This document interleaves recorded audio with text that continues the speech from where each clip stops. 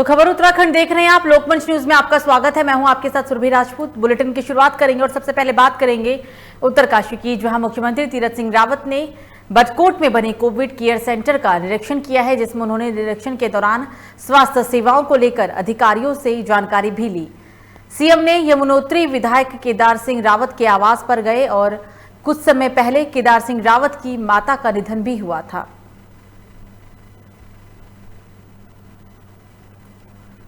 स्वास्थ्य सेवाओं को लेकर जिले के अंदर पूरी जानकारी ली गई है। उत्तरकाशी से खबर है, जहां मुख्यमंत्री तीरथ सिंह रावत ने बड़कोट में बने कोविड केयर सेंटर का निरीक्षण किया है। निरीक्षण के दौरान स्वास्थ्य सेवाओं को लेकर अधिकारियों से जानकारी ली गई। सीएम ने यमुनोत्री विधायक केदार सिंह रावत के आवास पर वो पहुंचे थे, क्योंकि कुछ समय पहले ही केदार सिंह रावत के माता का निधन हुआ था।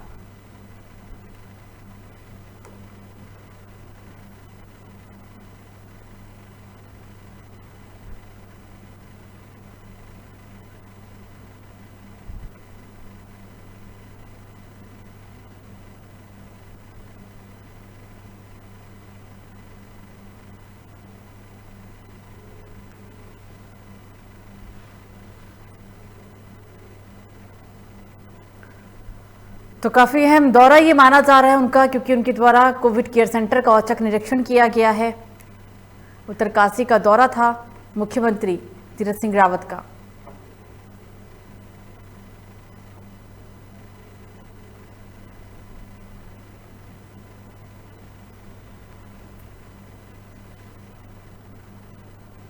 तो खबरों में आगे बढ़ते हैं। खबर मसूरी से, जहां मसूरी दौरे पर पहुंचे कांग्रेस अध्यक्ष प्रीतम सिंह ने सरकार पर जमकर हमला बोला।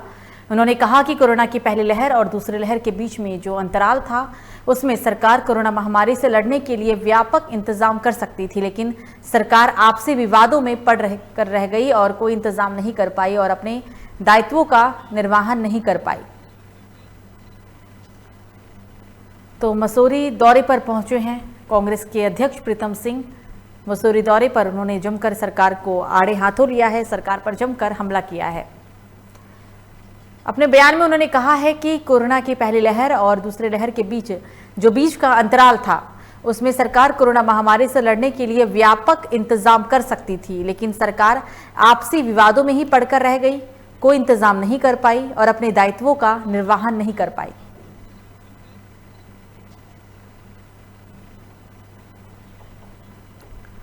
आपसी विवादों में पड़कर रह गई, ये कहना था कांग्रेस प्रदेश अध्यक्ष का। कांग्रेस प्रदेश अध्यक्ष ने मसूरी के दौरे के दरमियान जमकर हमला बोला है।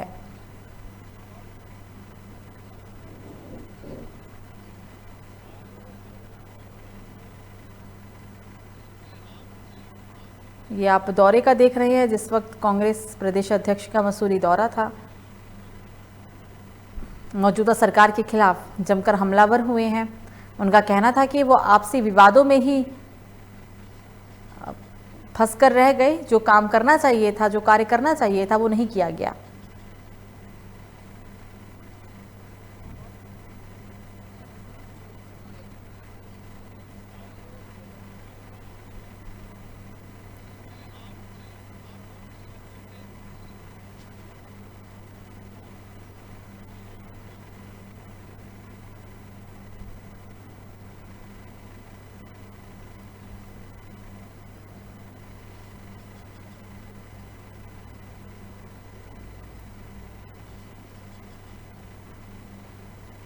मसूरी दौरा उनका, मसूरी दौरे के दौरान जमकर हमलावर हुए हैं मौजूदा सरकार के खिलाफ।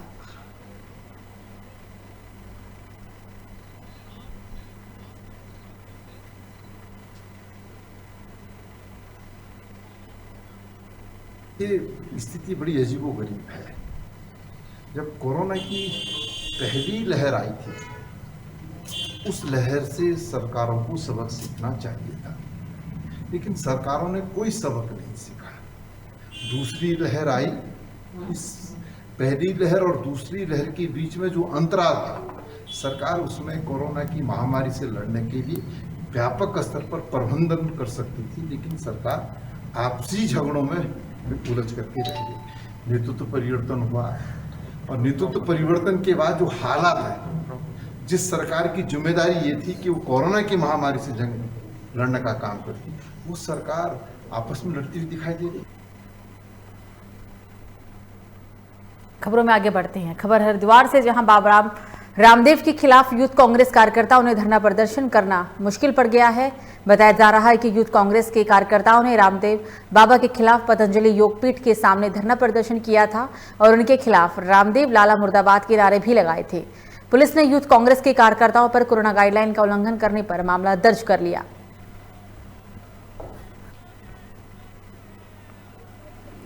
और इस खबर पर ज्यादा जानकारी के लिए हमारे साथ स्टेट हेड मनीष कागरा जुड़ गए हैं। मनीष, बाबा रामदेव के खिलाफ अब विरोध के स्वर लगातार ऊंचे होते जा रहे हैं। इसी कड़ी में यूथ कांग्रेस के द्वारा भी विरोध प्रदर्शन किया गया। हालांकि यूथ कांग्रेस के कार्यकर्ताओं के खिलाफ ही मामला दर्ज किया गया है, क्योंकि कहा जा रहा है कि उन्होंने कोरोना गाइडलाइन का उल्लंघन किया है।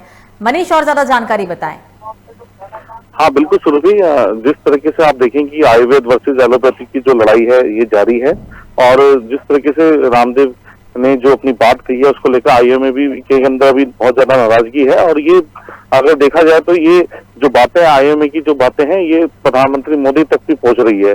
तो इसमें अगर देखा जाए तो राजनीति भी शुरू हो गई। कांग्रेस ने इसको भुनाने की कोशिश भी करी, जिसमें कि युवा कांग्रेस के जो लोग थे उन्होंने पतंजलि फेस 1 पर जाकर के वहां पर धरना प्रदर्शन किया, रामदेव के खिलाफ नारेबाजी करी, जिसमें जो पुलिस थी, पुलिस ने जितने भी युवा कांग्रेस के जो प्रदेश अध्यक्ष हैं और जो कार्यकारी जो जिला अध्यक्ष हैं उनके साथ जो 7-8 जने हैं और अज्ञात लोगों के खिलाफ, इसमें कम से कम 20 लोग अज्ञात हैं, उसमें उनके खिलाफ इन्हें मुकदमा दर्ज करा है, जिससे कि ये उसने हवाला दिया है कि कोरोना इस समय चल रहा है और इस समय इस तरह के जो धरने प्रदर्शन मुमकिन नहीं है। तो इसलिए इनसे जितने भी युवा कांग्रेस के जो ये नेता हैं और जितने कार्यकर्ता हैं इनके खिलाफ मुकदमे दर्ज हुए। और ये देखना भी है कि जिस तरीके से रामदेव का जो विवाद है, जो एलोपैथिक और आयुर्वेद का विवाद है, ये रुक नहीं रहा है, ये थम नहीं रहा है, ये बढ़ता ही जा रहा है। जिस तरीके से अगर हम बात करें कि बाबा रामदेव ने अपने बयान को भी वापस लिया था और लेने के बाद भी फिर भी ये थम नहीं रहा है और ये आगे बढ़ता ही जा रहा है। इस पर राजनीति भी शुरू हो गई है सुरभि, और देखेंगे अब नए नए मोड़ इसके अंदर देखने को आगे मिल सकते हैं सुरभि। बिल्कुल मनीष, तमाम जानकारी के लिए आपका शुक्रिया।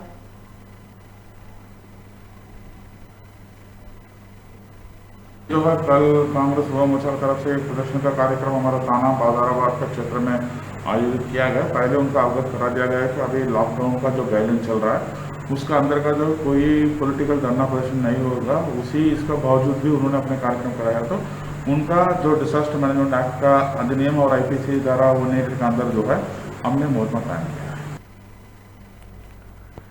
तो खबर लक्सर से, जहां हाईकोर्ट के आदेश के बाद भी लक्सर में अवैध खनन रुकने का नाम नहीं ले रहा है। लक्सर तहसील प्रशासन की मिलीभगत के चलते क्षेत्र में अवैध खनन का गोरख धंधा लगातार फल फूल रहा था, जिस पर लोकमंच की खबर दिखाने के बाद संज्ञान में लेकर SDM शैलेंद्र सिंह नेगी ने तहसील प्रशासन की संयुक्त टीम के साथ छापेमारी कर 5 ट्रैक्टर ट्रॉलियों और 5 ट्रकों को अवैध खनन की धाराओं में सीज कर लिया।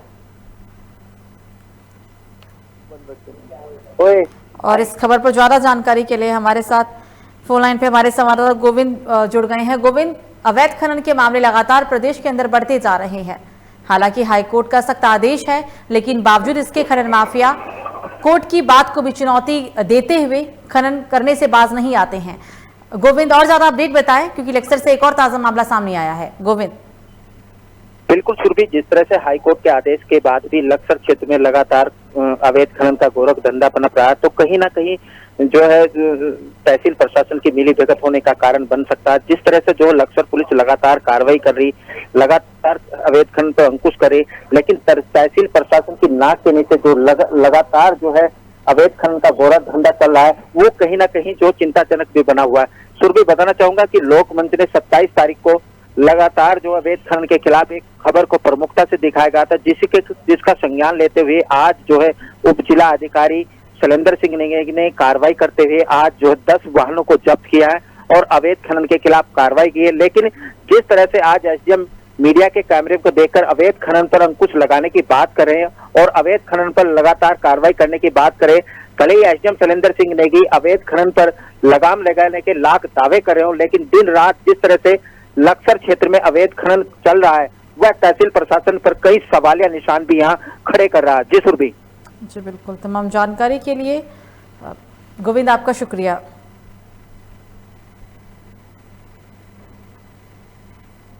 अपने खनन के विरुद्ध कार्रवाई लगातार जारी है और पिछले 3 महीने में हमने भंडारण और जो हमारे पट्टे थे उन पर भी कार्य और वाहनों को लगातार हम सीज कर रहे हैं।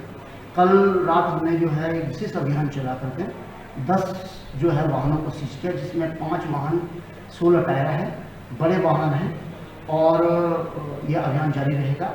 इससे बीच भी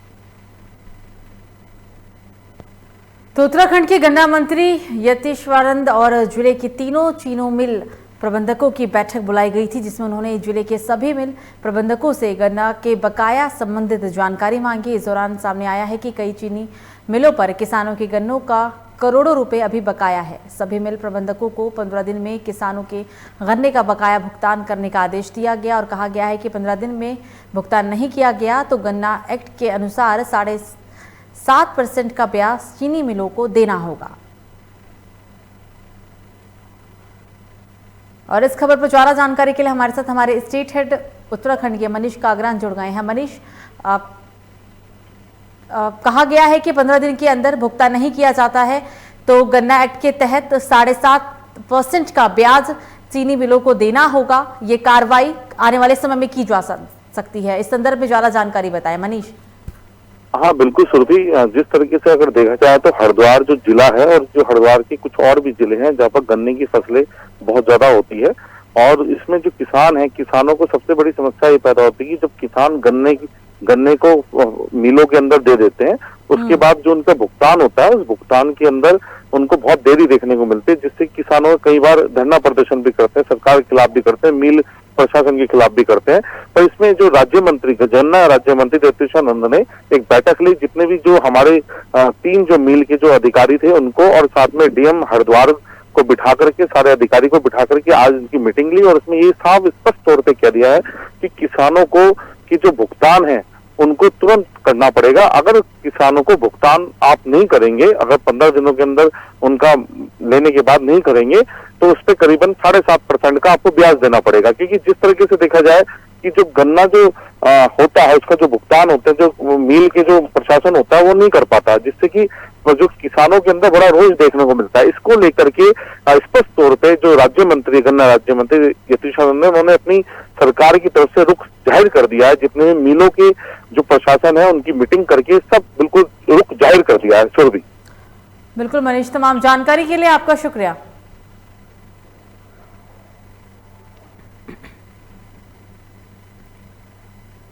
आज गन्ना किसानों का भुगतान लेकर जिलाधिकारी जी ने और जितने भी हमारे शुगर मिल के जो प्रबंधक है, 3 sugar mill Laksar, Libbarheri, Iqbalpur sugar mill, इनके साथ बैठक की है और ये कहा कि जो गन्ना एक्ट में जो प्रावधान है कि मिल होने के बंद होने के 15 दिन बाद गन्ना किसानों का पेमेंट किया जाए। अगर पेमेंट नहीं करते तो उसको ऊपर 7.5% ब्याज लगाकर उसको पैसा दिया जाएगा। तो मैंने अभी जिलाधिकारियों को कहा है कि अगर ऐसी व्यवस्था ये नहीं करते हैं, समय पर गन्ने का भुगतान नहीं करते हैं, उनकी आरसी काटी जाए और उसकी वसूली के आदेश किए जाए। तो खबर हरिद्वार से, जहां प्रतिमाह आयोजित होने वाला मासिक सम्मेलन पुलिस विभाग की एक पुरानी परंपरा रही है, जिसमें हर माह प्रत्येक थाने व अन्य समस्त शाखाओं से 2 से 5 कर्मचारीगण सम्मिलित होकर अपनी समस्याओं को जिले के कप्तान के सामने रखते हैं। परंतु इस कोरोना काल के कारण क्राइम मीटिंग में कम संख्या में सम्मिलित हुए कर्मचारीगणों को देखते हुए एसएसपी हरिद्वार सेंथिल अबुदई ने पुरानी परंपरा को जीवित बनाए रखने हेतु वैकल्पिक तौर पर आधुनिक तकनीकी का सहारा लेते हुए जिले के प्रत्येक कर्मचारी से सीधे संवाद स्थापित कर उनकी समस्याओं का निस्तारण करने हेतु गूगल मीट के प्रयोग का निर्णय लिया। गूगल मीट के माध्यम से कर्मचारीगणों की समस्या सुनी गई और साथ ही साथ उनके मौके पर ही निस्तारण कर दिया गया। जो है यहाँ बुला के सम्मेलन करना कोरोना का प्रोटोकॉल के हिसाब से भी संभव नहीं होता है, इसलिए गूगल मीट का माध्यम से जिस जगह पर उनका पोस्टिंग है, थाने हो या चौकी हो, वहाँ से जो है गूगल के माध्यम से उनसे जोड़ के उनका कोई समस्या है या उनका कोई परिवार वाले के कोई समस्या है इस कोरोना काल में, या कोई भी पुलिसकर्मी हरिद्वार में पहले तैनात है, उनका बच्चे इधर अभी रह रहे हैं और अभी वो कहाँ बाहर तैनात है, उनका कोई समस्या, इसी बारे में हम विचार करके जो है उनका जो भी समस्या है उसका समाधान करने के लिए हम प्रयास कर रहे हैं। इसी क्रम में जो है हम सोच रहे हैं कि रोज़ एक थाने में जो है हम सम्मेलन करेंगे, ताकि जो है अगले एक हफ्ते 10 दिन का अंदर जो है सभी थाने का हमारा जो कर्मचारी है, पुलिस के कर्मचारी है, इनसे जो है हम संपर्क करके जो है उनका समस्या का समाधान करने के लिए पूरा करें। तो खबर रामनगर से है, जहां प्रदेश में कोरोना संक्रमण निरंतर वृद्धि हो रही है, जिसके चलते प्रशासन अलर्ट मोड पर काम कर रहा है, जिसमें पुलिस आवश्यक बाजार में घूम रहे लोगों को रैपिड टेस्ट कराया जा रहा है और साथ ही लोगों के चालान भी काटे गए हैं।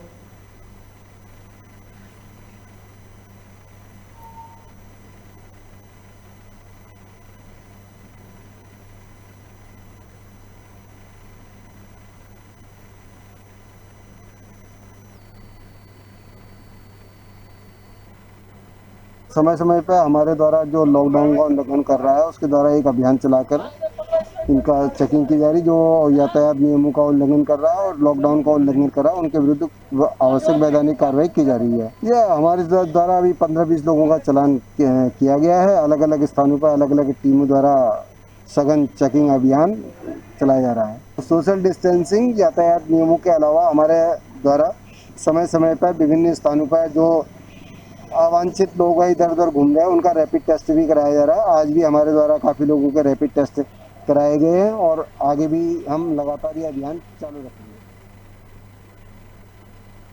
तो कोरोना संक्रमण को मात देकर ठीक हुए मरीजों के लिए एक अच्छी खबर सामने आ रही है, जिसमें कोविड संक्रमण से नुकसान हुए मरीज के फेफड़ों को ठीक कराने के लिए फिजियोथेरेपी सेंटर जल्द ही खुलने जा रहा है, जो फेफड़ों की कमी को ठीक करेगा और ये बताएगा कि कोविड के कारण फेफड़ों को कितना नुकसान पहुंचा है।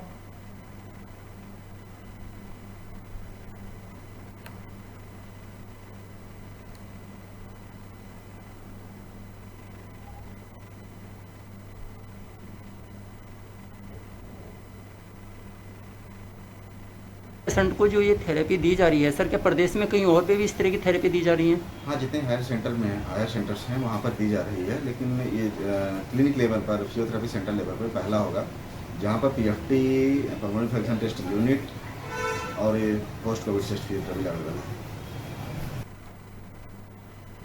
तो खबर भगवानपुर से, जहां संविदा कर्मियों ने उत्तराखंड सरकार के खिलाफ जमकर नारेबाजी की, जिसमें संविदा कर्मियों ने आरोप लगाते हुए कहा है कि कोरोना और ब्लैक फंगस जैसी बीमारियों ने पूरे प्रदेश में अपने पैर पसार रखे हैं। संविदा कर्मियों का आरोप है कि उत्तराखंड सरकार संविदा कर्मचारियों के साथ सौतेला व्यवहार कर रही है। सरकार संविदा कर्मियों से कम आय में दोगुना काम करा रही है।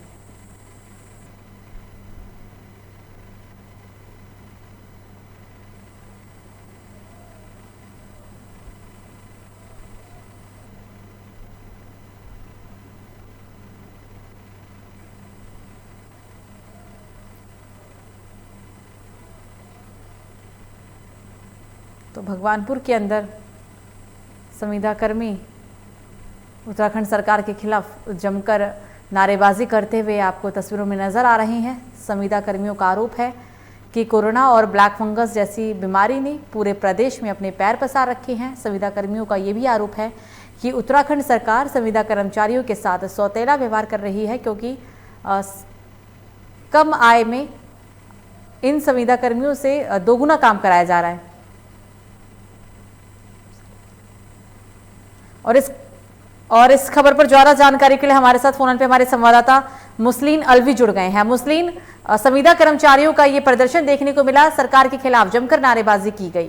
अभी इस वक्त की क्या स्थिति है? क्या अभी भी संविदा कर्मी नारेबाजी ही कर रही हैं या उन्हें मना लिया गया है? मुस्लिन जी, मैं आपको बता देना चाहूंगा, पर मामला भगवानपुर तहसील के सामुदायिक केंद्र का है, जहां पर संविदा डॉक्टरों ने ऐसे महोदय को ज्ञापन देख के अपनी मांगे रखी गई है और वहीं पर ही नारेबाजी करते हुए डॉक्टरों का साफ तौर से कहना है कि हमारी मांगे पूरी होगी जब तक हमारा धरना चलता रहेगा। जी ओके जी मुस्लिन, तमाम जानकारी के लिए मुस्लिन आपका शुक्रिया।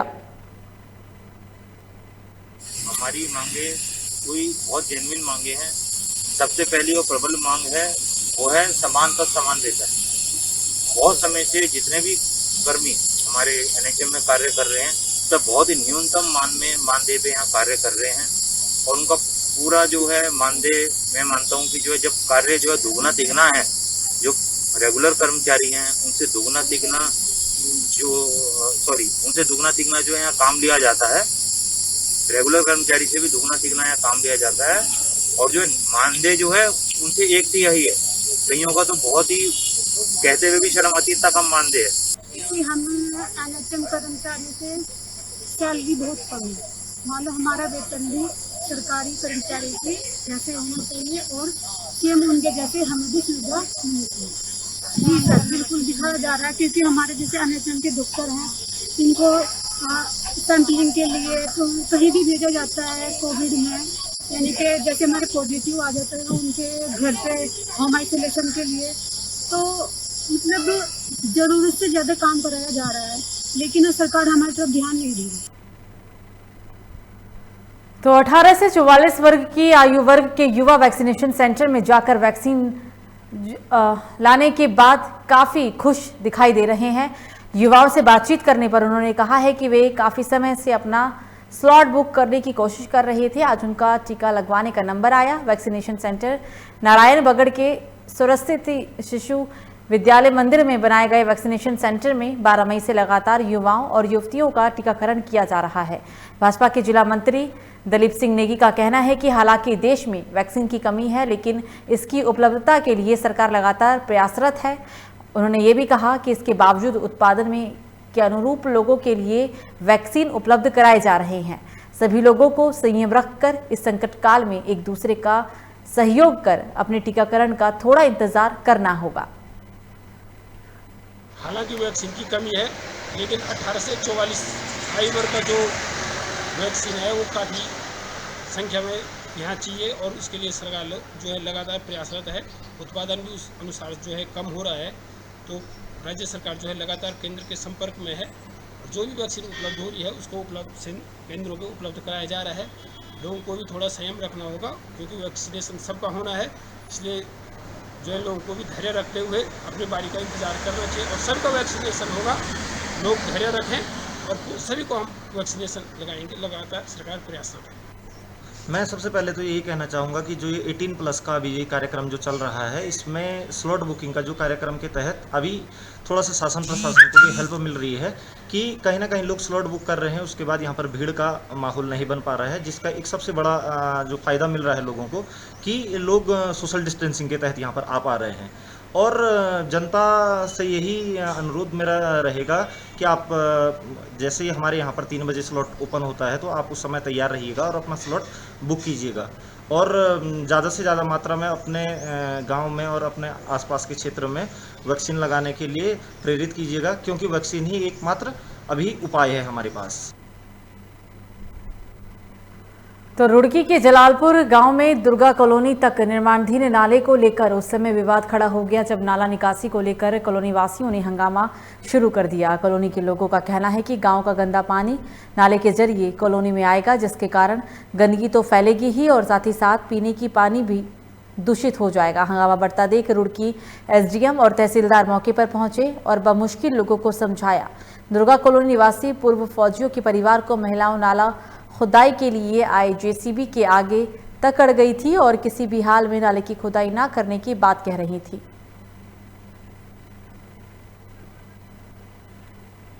उत्तराखंड के रुड़की में निर्माणाधीन नाले को लेकर ये पूरा विवाद हुआ है। हालांकि हालात को देखते हुए और स्थिति और ज़्यादा ना बिगड़े, इसकी वजह से मौके पर पुलिस भी पहुंची, एसडीएम पहुंचे और लोगों को समझाइश कर इस पूरे मामले को बढ़ने से शांत करवाया।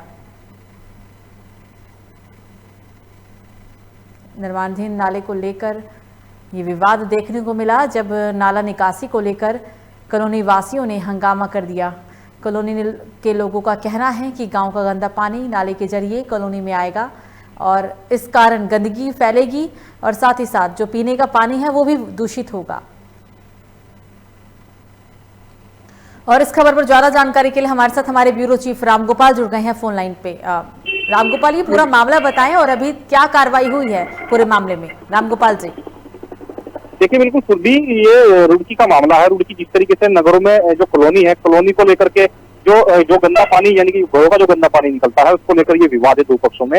हालांकि जो एसडीएम है उनके द्वारा जांच कर जो कार्रवाई यानी कि एक भरोसा उनको जो दिया गया है कि जो गंदा पानी जो गाँव का यानी कि जो कॉलोनियों का जो गंदा पानी घरों का निकल रहा है उसको लेकर के एक नाले का जो निर्माण है वो कराया जाएगा और साथ में जो इस गंदे पानी से जो है निजात मिल पाएगी। बिल्कुल रामगोपाल जी, तमाम जानकारी के लिए आपका शुक्रिया।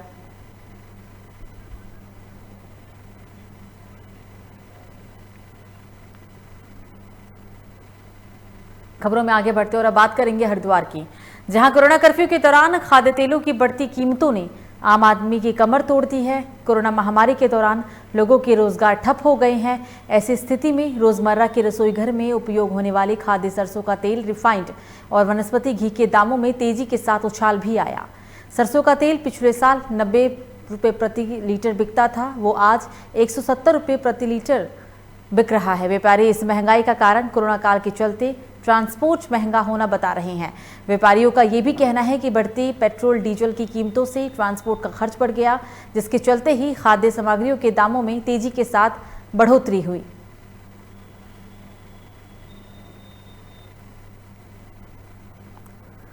तो पंतनगर के नगला बाईपास स्थित वेलकम रेस्टोरेंट के पिछड़े जंगल में हिस्ट्री शीटर बदमाश का खून से लथपथ शव संदिग्ध परिस्थितियों में बरामद हुआ। शुक्रवार दोपहर करीब 1:30 बजे गांव के कुछ लोग नगला बाईपास के जंगल की ओर गए थे, जहां उन्होंने खून से लथपथ एक युवक को अचेत अवस्था में पड़े हुए देखा। युवक के सिर में गहरी चोट थी और वो खून से सना हुआ था।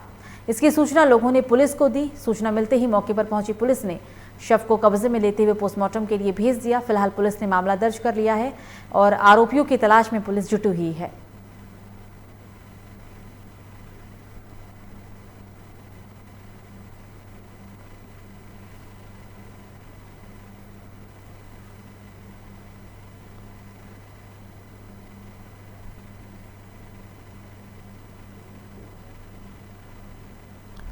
और इस खबर पर ज्यादा जानकारी के लिए हमारे साथ फोन लाइन पे हमारे संवाददाता मुकेश जुड़ गए हैं। मुकेश, हिस्ट्री शीटर का शव जंगल में मिला है खून से लथपथ, अभी तक प्रशासन ने क्या कार्रवाई की है?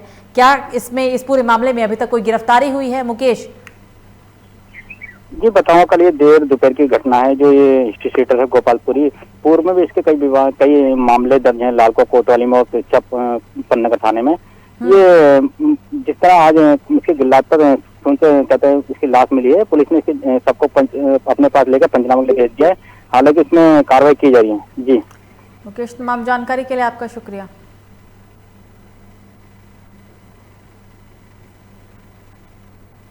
तो खबर हरिद्वार से, जहां कोरोना महामारी से लड़ने के लिए सरकार को हर तरफ से मदद मिल रही है। इस आपदा में महिंद्रा ग्रुप ने एक बड़ा सहयोग अपना भी दिया। महिंद्रा ग्रुप के एग्जीक्यूटिव चेयरमैन आनंद महिंद्रा ने सीएम के आग्रह पर हरिद्वार के जिलाधिकारियों को 3 एम्बुलेंस सौंपी, जिससे मरीजों को अस्पताल लाने ले जाने में काफी आसानी होगी। साथ ही साथ मरीज का समय से इलाज भी किया जा सकेगा।